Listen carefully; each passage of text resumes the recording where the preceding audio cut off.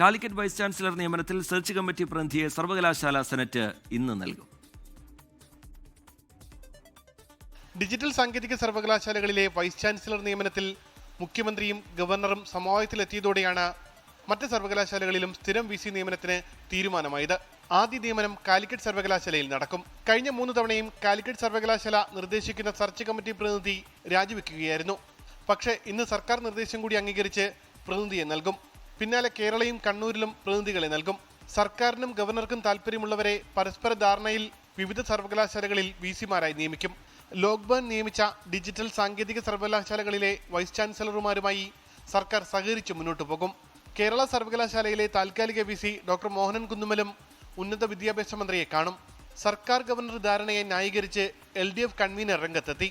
ഭരണപരമായ നടപടിയുടെ പ്രശ്നമായതുകൊണ്ട് അത് ആ അർത്ഥത്തിലുള്ള ചില നിലപാടുകൾ ചില സമയത്ത് എടുക്കേണ്ടി, ഇത് ഒരു ദിവസം പോലും നീട്ടിവെക്കാൻ കഴിയാത്ത ചില സാഹചര്യങ്ങളൊക്കെ ചില പ്രശ്നങ്ങളിൽ വരും. രൂക്ഷമായ പരിഹാസമാണ് കാസർഗോഡ് MP രാജ്മോഹൻ ഉണ്ണിത്താൻ നടത്തിയത്. VC-യെ കയറ്റിയെ പോറ്റിയെ കയറ്റി, അതുപോലെ VC-യെ കയറ്റി ആരാ?